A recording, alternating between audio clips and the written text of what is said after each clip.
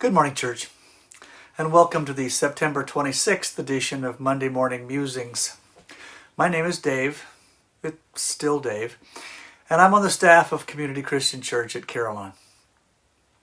And I want to start by saying that if you heard me speak at church yesterday morning, you probably don't need to watch any further, because I'm going to take this time to go a little bit deeper into one of the points I touched on in my message.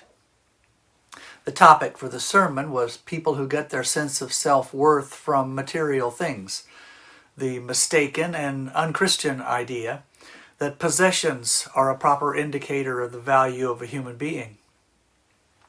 And in the talk, and then in the small group discussion that followed it, the focus turned briefly to money, specifically money in the role of functional God. In other words, the idea that some people worship money. Let me be clear.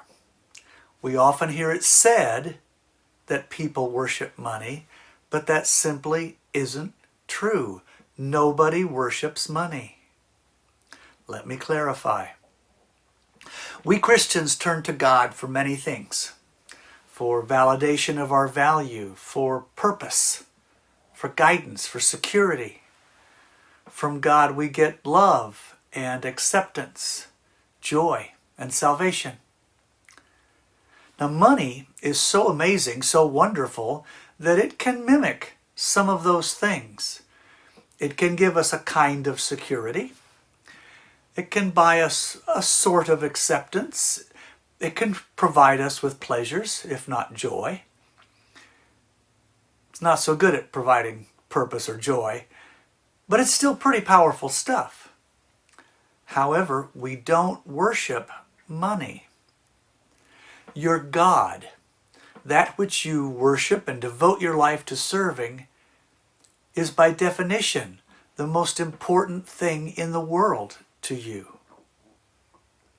And money is never that.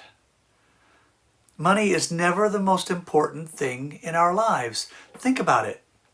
What do we do with money? We use money to buy food, to buy clothes, to rent movies, to pay the mortgage. That's kind of what it's for. In other words, we exchange money for all sorts of things that we value more than we value money itself. You don't do that if money is your God. You can't. You don't use your God. You can't have a God that runs second in importance to a new pair of shoes. No. Money is nobody's God.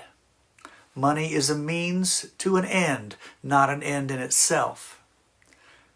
Those who say that money is their God really mean something else entirely. What is that? Well, that's for next week. And don't you just love these cliffhanger endings? God bless you all.